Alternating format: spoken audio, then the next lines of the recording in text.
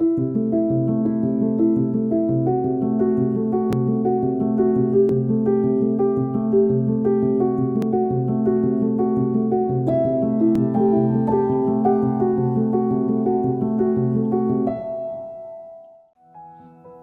दोस्तों, आप सभी का स्वागत है हमारे इस शो मेरी कलम पर। मैं आपकी होस्ट पायल आप सभी का स्वागत करती हूँ। आज हम आपको जिन हस्ती से मिलवाएंगे वो अध्यात्म जगत के बहुत ही जाने माने चेहरे हैं। आप सभी ने उनको बहुत बार देखा है, सुना है, आप सभी उनसे अच्छे से वाकिफ़ हैं। जी हाँ, मैं बात कर रही हूँ जाने माने ऑथर सुंदरम स्पीक्स के ऑथर हितेश जी के बारे में। वो ना ही एक मशहूर ऑथर हैं बल्कि वो माइंड, बॉडी और स्पिरिट कनेक्शन कोच भी हैं। हितेश जी, आपका स्वागत है हमारे शो पर। थैंक यू पायल जी, मुझे यहाँ बुलाने के लिए, आपसे चर्चा करने के लिए, मौका देने के लिए बहुत बहुत धन्यवाद। जी थैंक यू हितेश जी। तो आपकी ये जो किताब है सुंदरम स्पीक्स, आप हमें बताइए कि इसके पीछे की प्रेरणा क्या है? आपको ख्याल कैसे आया किताब लिखने का?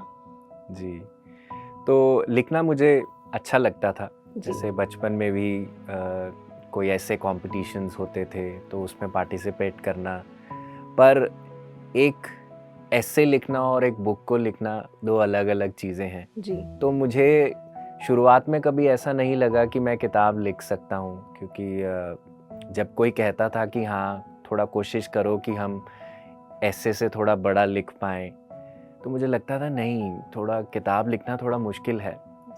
तो यात्रा तो वहीं से शुरू हुई, पर फिर एक समय आया जब अंदर और कॉन्फिडेंस बनने लगा, जब जो भी एसेज लिखे उस पे जो स्पिरिचुअलिटी पे बेस थे, तो उनके ऊपर जब लिखना, शेयरिंग करना शुरू किया तो थोड़ा कॉन्फिडेंस बन गया।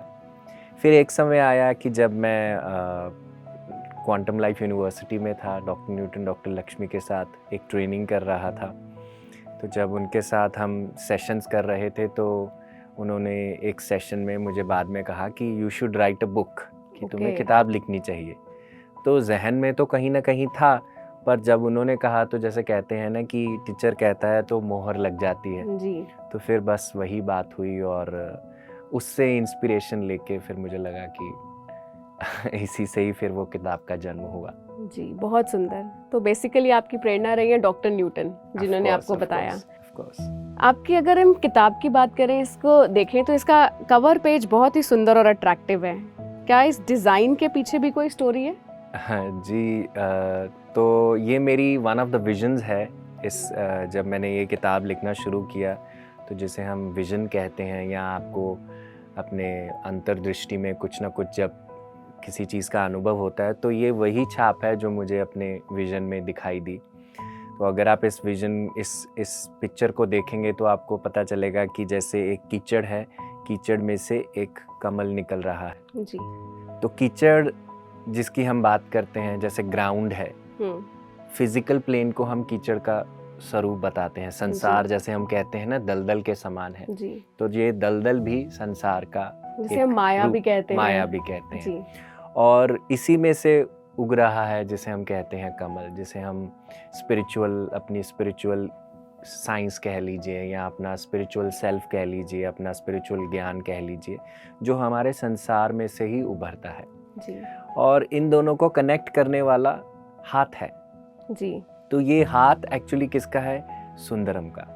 क्योंकि अगर आप जीवन में कुछ जीते हैं और अध्यात्म में कुछ जीते हैं, बहुत बार क्या होता है, हम दोनों को अलग अलग दुनिया मानते हैं कि अध्यात्म कुछ और है और जीवन में तो वो प्रैक्टिकली पॉसिबल नहीं है, तो दोनों को हम भिन्न कर देते हैं। पर जब हम दोनों को जोड़ने लगते हैं, जिस विजडम से हम जोड़ने लगते हैं, तब उससे हम सुंदरम का नाम देते हैं।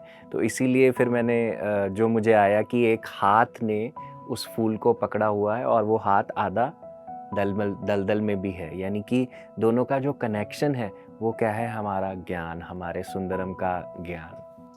तो आपने बहुत बात करी इस शब्द सुंदरम के बारे में जी। आप हमारे व्यूअर्स को ये बताइए, सुंदरम है कौन आखिर? जैसे हम सब ने धरती पर जन्म लिया और हम सबके माता पिता हैं जी। उसी प्रकार से आत्मीय स्तर पर हम सबके एक माता पिता होते हैं, और आत्मीय स्तर पर उस माता पिता को हम मोनैड भी कहते हैं या पेरेंट सोल कहते हैं। तो उसे मेरी पेरेंट सोल सुंदरम के नाम से मुझसे चर्चा करती है। और अगर मुझे एक बड़े स्तर पर सबको बताना हो, अपनी आत्मा से चर्चा करना, अपनी आत्मा से ज्ञान लेना, आपकी आत्मा और कुछ नहीं, आपकी आत्मा ही सुंदरम है जी। तो सुंदरम केवल मेरे लिए नहीं, सुंदरम आपके लिए भी, सुंदरम जो हमारे दर्शक हैं उनके लिए भी, सबके पास अपना एक सुंदरम का स्वरूप है। तो हितेश जी, ये पेरेंट सोल और हायर सेल्फ, क्या ये सेम चीज़ है जो सुंदरम है? जी बिल्कुल बिल्कुल सेम है। तो आप एक बात बताइए कि हर कोई इससे कनेक्ट कैसे कर सकता है? देखिए, सबसे पहले तो कनेक्शन के लिए मैं ये कहूँगा कि कनेक्शन ऑलरेडी है ना। जैसे एक पेड़ लगा हुआ है, पेड़ ऊपर दिखता है पर उसका कनेक्शन ऑलरेडी रूट्स से है। अगर रूट्स नहीं होंगी तो वो भी नहीं होगा। सेम उसी तरह से अगर हम यहाँ पर हैं तो हमारा कनेक्शन ऑलरेडी हमारी हायर सेल्फ या हमारी पेरेंट सोल, हमारी आत्मा से है। तो इसको स्ट्रेंथन किया जा सकता है। तो स्ट्रेंथन करने के लिए सबसे पहले क्या है? विलिंगनेस, ओपननेस, कि हाँ मैं अपने आप को जानना चाहता हूँ, अपनी आत्मा का साक्षात्कार करना चाहता हूँ, खुद को जानना चाहता हूँ कि क्या हूँ, मैं कौन हूँ। तो जब इस तरह का हमारा विलिंगनेस बन जाता है तो क्या होता है, हमारे एक्शंस, फिर सृष्टि भी उसको हमें सहायता करती है उस चीज़ को जानने के लिए, पहचानने के लिए, मानने के लिए, और फिर वहीं से प्रगति शुरू हो जाती है। तो सुंदरम को जानने के लिए हमें ज़्यादा ध्यान करने की ज़रूरत है? ध्यान एक चीज़ है जी। पर इसके साथ साथ जो आपको समझ आता है, जो ध्यान से आपको मार्गदर्शन मिलता है, या ध्यान आपको, कभी कभी मार्गदर्शन ज़रूरी नहीं होता शब्दों के माध्यम से आए। कभी कभी क्या है, जैसे ध्यान में आप स्टिल महसूस करते हैं, शांत महसूस करते हैं, एक फोकस्ड अटेंशन महसूस करते हैं, तो ये ध्यान का एक तरीका है आपको बताने का कि आप जीवन में भी इस फोकस से जा सकते हैं, इसी अटेंशन से चल सकते हैं। और जब हम उसे अपने जीवन में उतारते हैं तो क्या होता है, हम उसको और एक बड़े स्तर पर लेकर जाते हैं। क्योंकि ध्यान केवल मैट पर बैठना नहीं है, ध्यान को हमें जीवन में जीना है। तो जब हम जीना शुरू करेंगे तो ऑटोमेटिकली हम अपनी आत्मा के, जो उसने हमारे अंदर शक्ति भरी हुई है, वो हमारे आचरण में आएगी और हम उसके करीब जाते जाएंगे। जी, थैंक यू हितेश जी, बहुत सुंदर आपने बताया। अब अगर इस बुक के कंटेंट्स के बारे में मैं आपसे बात करूं या चर्चा करूं, तो आपने इसको 3 पार्ट्स में डिवाइड करा है। एक है विजडम, एक है आपने सोल लेवल पे बात करी, और एक आपने कनेक्शन की बात करी है।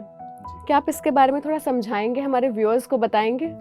जी, तो जो पहला भाग है उसके अंदर उसका है द कनेक्शन। जी, द कनेक्शन यानी कि मेरा कैसे सुंदरम की ऊर्जा से कनेक्शन हुआ। तो उसके अंदर 2 चैप्टर्स हैं जिसके ऊपर मैंने लिखा है कि मैंने आपको बताया कि जैसे मैं क्वांटम लाइफ यूनिवर्सिटी में था और वहाँ पे हम प्रैक्टिसेस कर रहे थे, तो कैसे वो एनर्जी, जबकि वो एनर्जी हमेशा थी पर उस समय वो एकदम से सरफेस पे आ गई, तो फिर मतलब कि पीछे मुड़ना नहीं हुआ।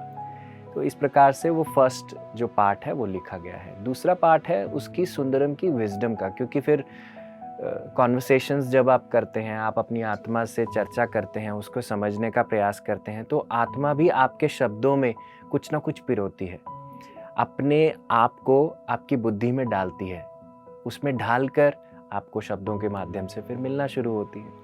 तो जो ज्ञान मुझे मिला, तो अगले 2 जो पार्ट्स थे तो उसके अंदर उस ज्ञान को मैंने रखा।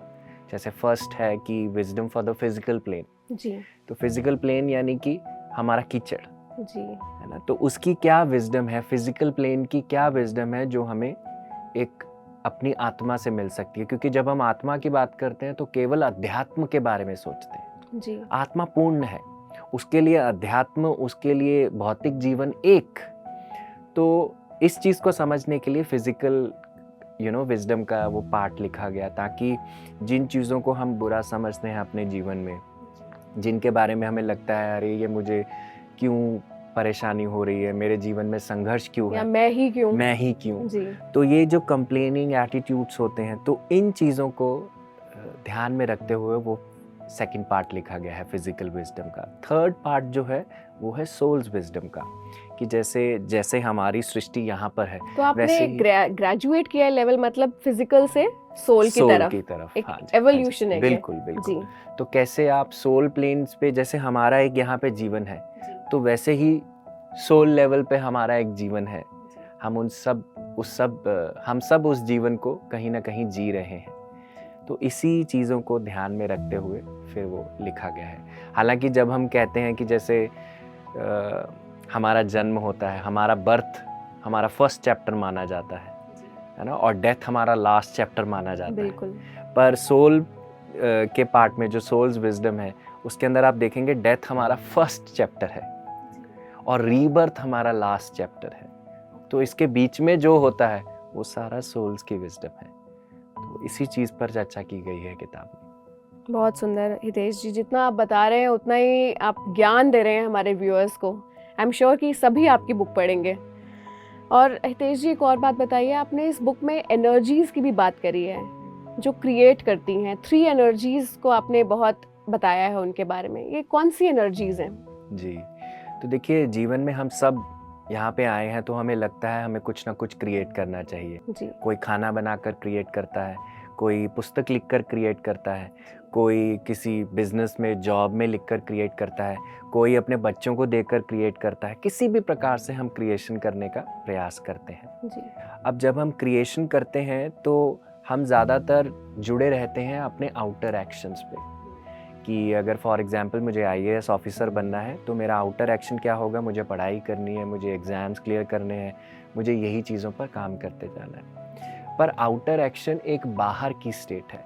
इसके साथ साथ जो सबसे प्राइम फैक्टर होता है वो होता है हमारी इनर स्टेट, कि किस ऊर्जा से आप उस चीज़ को अप्रोच करते हैं। जैसे फॉर एग्जांपल मैं आईएएस बनना चाहता हूँ, अब पढ़ाई कर रहा हूँ, पर अंदर अगर मुझे लगता है कि होगा नहीं या कैसे होगा, हाय ये हो जाए, नहीं हुआ तो फिर आगे क्या करूँगा, तो आप देखिए एक लैक की स्थिति है, एक कमी की डाउट्स हैं, आप में कुछ लग रहा है कि शायद नहीं होगा। बिल्कुल। तो जब वो ऊर्जा उस तरह से है तो क्या होगा, वो एक बीज की तरह है जी। तो जो बीज लगेगा पौधा तो वैसा ही आएगा। भले ही बाहर से पौधा थोड़े समय के लिए अच्छा रहे, पर फिर जब, क्योंकि सीड अच्छा नहीं है, हाई क्वालिटी नहीं है, तो फिर आपका पौधा भी इतना हाई क्वालिटी लॉन्ग टर्म नहीं रहेगा। आप फिर उस चीज़ से बोर हो जाएंगे जो चीज़ को पाएंगे।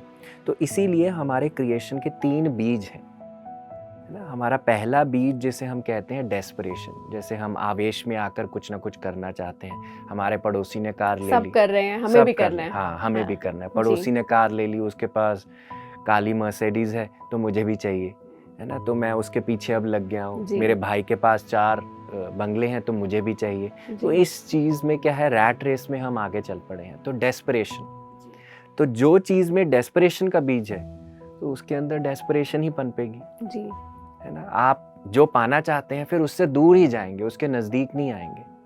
पा लेंगे तब भी शांति नहीं मिलेगी, सेटिस्फाइड नहीं होंगे। तो ये डेस्परेशन है। तो फिर हमारा जो दूसरा सीड है जिसे हम कहते हैं गिल्ट, जी, कि कभी कभी हम जीवन में क्रिएट करते हैं गिल्ट से, कि जैसे फॉर एग्जांपल मेरे पास कुछ अच्छा नहीं है, मेरे पास कम है, तो मैं कहूँगा हाय मुझे अपने बच्चों को देना है जी। ना, अगर मैं नहीं दे पाया तो कौन देगा। तो कहीं ना कहीं हमारे अंदर ग्लानि का, गिल्ट का भाव अंदर बसने लग जाता, और उस गिल्ट से फिर हम क्रिएट करते हैं। अब आप देखिए, जब गिल्ट से क्रिएट करेंगे, सीड वैसा है तो फिर वृक्ष भी वैसा होगा। तो उसी प्रकार से फिर वो गिल्ट कहीं रुकेगा नहीं, उसमें 1+1+ मिल जाने के बाद भी हम उसे कहीं ना कहीं ग्लानि के भाव से ही हर काम करेंगे। आज ये कर रहे हैं ग्लानि से, फिर कल गिल्ट से कुछ और करेंगे। तो इन दोनों में रहकर हम अपनी लाइफ की जो क्रिएशन है उसको अच्छे से नहीं कर पाते। हम वो जो हाईएस्ट हम सोचते हैं वो अटेन नहीं कर पाएंगे शायद, ना डेस्पिरेशन से और ना ही गिल्ट से। बिल्कुल, क्योंकि ये लिमिटेड है जी, इसके अंदर फाइनाइट है, ये इनफाइनाइट नहीं है। तो थर्ड स्टेज होती है हमारी क्रिएशन की, उसको हम कहते हैं क्रिएशन विद जॉय, आनंदा, है ना। अब आप देखिए, हम एक शब्द यूज करते हैं अपने हमारे इतिहास में, ऐसे वेदास में हमारे ये शब्द कहे जाते हैं, जैसे हम कहते हैं आनंदो ब्रह्मा जी। तो यानी कि जो ब्रह्मा की स्थिति है वो हमेशा आनंद की स्थिति है। या कह लीजिए आनंद ही ब्रह्मा है। तो हमें बताया गया है कि जो भी हमें क्रिएट करना है वो हमेशा हमें जॉय से क्रिएट करना है, भले ही उसमें कितना संघर्ष हो, पर हमें उसका क्रिएशन जॉय से करना है। ना कि मुझे ये चाहिए अभी चाहिए, ना कि हाय अगर नहीं होगा तो फिर क्या होगा। ना ही डेस्परेशन होना चाहिए, ना ही गिल्टी होना चाहिए, पर हमें खुशी खुशी उस चीज़ को क्रिएट करना चाहिए। और हमें ज़्यादा रिजल्ट ओरिएंटेड भी नहीं होना चाहिए, बिल्कुल बिल्कुल, क्योंकि अगर हम वो रहेंगे तो हम फिर से डेस्परेट हो जाएंगे। बिल्कुल बिल्कुल, नहीं मिलेगा तो बिल्कुल। जी। तो बेस्ट अपना प्रेजेंट मोमेंट में देना है। भले ही हमारा रास्ता बहुत बड़ा है, पर हमें अपने रास्ते के हर एक पड़ाव को खुशी खुशी जीना है, उसके हर एक एक्शन को खुशी खुशी करना है। क्योंकि अंदर से अगर हम जॉयफुल रहेंगे तो हम ब्रह्मा की स्थिति में रहेंगे। अब देखिए ब्रह्मा ने कितना कुछ क्रिएट किया है, कैसे? क्योंकि हमेशा ही वो जॉय में है। और जॉय से जब हम क्रिएट करते हैं, खुशी से जब हम क्रिएट करते हैं, ना कि कमी से, तो क्या होगा, हम उस समृद्धि की ऊर्जा में उतर जाएंगे। जो हमारी एक इनफाइनाइट स्टेट है, हम उससे उतर कर फिर क्रिएट करेंगे। फिर हम जो भी चाहेंगे, जैसे हम अपने लिए पैसा चाहते हैं, धन चाहते हैं, दौलत चाहते हैं, कुछ भी अच्छे रिश्ते चाहते हैं, अपना स्वास्थ्य चाहते हैं, हम सब कुछ क्रिएट कर सकते हैं उस चीज़ से। ये है कि हमारी ज़रूरत होनी चाहिए, हमारा लालच नहीं होना चाहिए। बिकॉज नीड और ग्रीड में अंतर है। नीड क्या है? हमारा जॉय, हम जॉय से क्रिएट करेंगे। ग्रीड क्या है? हमारा डेस्परेशन और गिल्ट। तो दोनों से फिर बच के जब हम चलेंगे तो फिर ऑटोमेटिकली आनंद में रहकर करेंगे, तो हम इस रास्ते को ही एंजॉय करेंगे। हितेश जी, यहाँ पर मेरे मन में एक सवाल उठ रहा है कि अगर मैं किसी काम को नहीं लाइक करती, वहाँ पर क्या मैं जॉय ला सकती हूँ? जैसे क्रिएशन ऑफ जॉय वहाँ कैसे अप्लाई करेगा? जी, तो आप सबसे पहले खुद को ये पूछिए कि अगर मुझे ये काम पसंद नहीं है जी, तो, और मुझे कहा गया है कि मुझे जॉय से करना है, तो जॉय के अलावा कोई मेरे पास ऑप्शन है?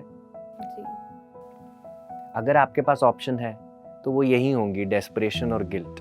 या तो मैं कंप्लेनिंग एटीट्यूड से काम करूंगी। आप कर लीजिए, उससे कर लीजिए, पर आपको फिर कॉन्सिक्वेंस भी, क्योंकि जैसी जड़ होगी वैसा वृक्ष होगा। जी, तो ये आपका अपना पर्सनल मास्टरी है, आपका अपना पर्सनल वर्क है कि मुझे किस ऑप्शन से चलना है। जिस ही ऑप्शन से मैं चलूंगा वैसी ऑप्शन बड़ी होगी, वही एक्सपेंसिव स्टेट में जाएगी। तो ये मेरी ही परसेप्शन है कि मैं किसी चीज को कैसे देख। यस, हाँ, वास्तव में हमें कभी कभी ऐसे काम करने पड़ते हैं जो हमें पसंद नहीं है, पर अपने आप को अलाइन करें, अपने आप को फाइन ट्यून करें और कहें कि हाँ, मुझे जितना भी करना है पर मैं खुशी खुशी करूँगा। मैं अपना बेस्ट दे हाँ, सकती हूँ। वो माथे पर हम वो करके नहीं करेंगे, जी, अपना खुशी खुशी करेंगे। जी। आपने सुंदरम स्पीक्स में बात करी है डेथ और बर्थ की। बर्थ की तो हम बहुत सुनते हैं, पर आपने 9 मंथ्स ऑफ डेथ की भी बात करी है। जी ये कौन सा पीरियड है? जी, तो देखिए, जैसे हम जन्म लेते हैं, बच्चे के जन्म होने से पहले 9 महीने पहले हमारे माता पिता को पता चल जाता है कि नया जीवन धरती पर आने वाला है जी, और उनके अंदर पनप रहा है। उसी प्रकार से जब हम यहाँ सृष्टि से कहीं ना कहीं एग्जिट करते हैं, निकास करते हैं, जो जाने वाला होता है उसको 9 महीने पहले कहीं ना कहीं इस चीज़ का आभास होने लगता है। और जो सचेत होगा वो क्या करेगा? वो ऑब्वियसली इन सिग्नल्स को कहीं ना कहीं पकड़ेगा, ना ही केवल अपने लिए पर दूसरों के लिए भी पकड़ पाएगा। और इसी चीज़ को उस चीज़ में दर्शाया गया है, क्योंकि आपकी डेथ भी आपको बहुत सारे साइंस देती है, जी, है ना, जब वो आने वाली होती है। एक बहुत कॉमन साइन आप सबने सुना होगा, आपने नोटिस भी किया होगा कि जैसे अगर कोई बहुत देर से, चिरकाल से बेड रिडन है जी, ना, बीमारी के कारण, और उनका समय आ रहा है, जी, मृत्यु होने से पहले उनका कुछ समय ऐसा हो जाएगा, उससे 2-3 दिन पहले का, कि जब उनका सारा शरीर ठीक हो जाएगा। अच्छा, उनको लगेगा कि अरे मेरी पहले टांगे नहीं चल रही थी, अब मेरी टांगे भी ठीक है, अब मुझे दिख भी रहा है, मुझे सुन भी रहा है, मेरे कोई पेन भी नहीं है। पर उस समय के बाद उनका मृत्यु हो जाएगा, वो शरीर छोड़ देंगे। तो ये क्या है? ये एक साइन है। जैसे हमारे पुराने बुजुर्ग कहते थे कि जब मृत्यु होती है तो व्यक्ति का कंठ बोलता है ना, उसके कंठ में से आवाज़ आती है। तो यानी कि चेतना अब कंठ के माध्यम से, क्योंकि चेतना भी निकास के बहुत सारे माध्यम चुनती है, तो चेतना आपके जब कंठ से निकलती है तो कंठ में से आवाज़ आती है है ना। ऐसे बहुत सारे साइंस हैं जो हमें पहले 9 महीने से मिलने शुरू हो जाते हैं, जैसे ड्रीम्स के माध्यम से। जैसे हमें लगता है कि कई लाइफ के जो चैप्टर्स खुले हुए थे उनको ऑटोमेटिकली एक क्लोजर बनने लगता है। जैसे आपका अपना ईगो इतना स्ट्रांग होता है, आप ऐसी स्थिति में जाने लगते हैं कि जिनसे आपने 200 मतलब कि 20 साल में बात नहीं करी, आज आप उनसे फ़ोन उठा के क्लोजर में डाल रहे हैं सारी किसी चीज़। को हमें लगता है कि हमें फॉरगिव भी कर देना Forgive भी चाहिए। करना चाहिए। जी मतलब कि सारी चीज़ों को पैच अप कर लेना चाहिए जी कि कोई बड़ा छोटा नहीं, किसने गलत नहीं किया, किसने अच्छा नहीं किया, जो हुआ सो हुआ। उसके साथ एक एक्सेप्टेंस बनने लग जाती है। तो क्या होता है, हमारी भी जो फिर एक पकड़ है ईगो की, वो ढीली होने लगती है। और ये साइन है हमारी ईगो स्टेट के क्लियर करने की, क्योंकि जब हम डेथ में जाएंगे तो क्या है, हमने चाहे हमें पता नहीं है पर हमारी आत्मा को पता है कि हमने एक लाइट स्टेट से आगे जाना है। तो जितना लाइट हम अपने आप को शरीर में रहते हुए कर सकते हैं, आत्मा उस चीज़ की पूरी प्रेरणा आपको देती है। तो जब आप प्रेरणा को वो पकड़ते हैं, वो साइंस है। और यही साइंस हमने उस किताब के अंदर डेथ के नीचे हमने उनकी बात की है। जी बहुत सुंदर हितेश जी। बर्थ के बारे में तो हम सब जानते थे, बट डेथ के बारे में इतनी इन्फॉर्मेशन बहुत ही खूबसूरत। और हितेश जी, आपने इस किताब में ये भी बात करी है, आपने कहा है कि जो एक सुंदरम शब्द है, जैसे हम इस शब्द को पढ़ते हैं तो बड़ा ही अच्छा लगता है, सुंदरम।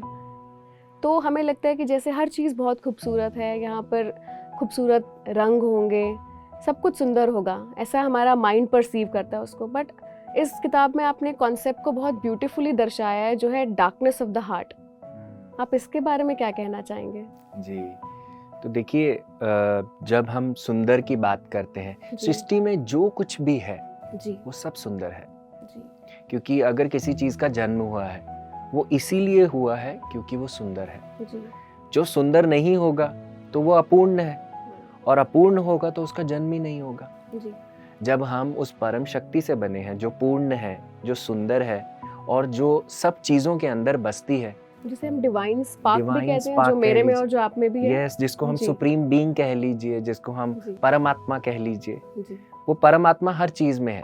और वो अगर सबसे सुंदर है तो उससे बनी हुई हर चीज़ सुंदर है। जी तो जैसी मिट्टी वैसा घड़ा, वैसी प्रतिमा, तो उसके अंदर, सब में अंदर उसी की छाप रहेगी। तो इसीलिए जब हम सुंदरम की बात करते हैं, हम कहते हैं कि एग्जिस्टेंस में जो भी परमात्मा से क्रिएट हुआ है वो सब सुंदर है। चाहे आपको देखने में अच्छा ना लगे, अब कीचड़ हमें अच्छा नहीं लगे देखने में, हमें लगेगा अरे पाँव पे लग जाता है, सब मेरा गंदा हो जाता है। जी, पर कीचड़ का अपना अस्तित्व है। अगर कीचड़ नहीं होगा तो कमल भी नहीं होगा। उसका भी रोल है, हर चीज का रोल है। हर चीज का अपना रोल। जी और लाइफ में हम अच्छा सोचते हैं, जी अच्छा चाहते हैं, बुरी बात नहीं है। पर जैसे ही हमारा अंधकार का पक्ष शुरू होता है, हमें लगता है कि हम कहीं अटक गए हैं, फिर हम भगवान की कंप्लेंट करते हैं कि मुझे ऐसा क्यों।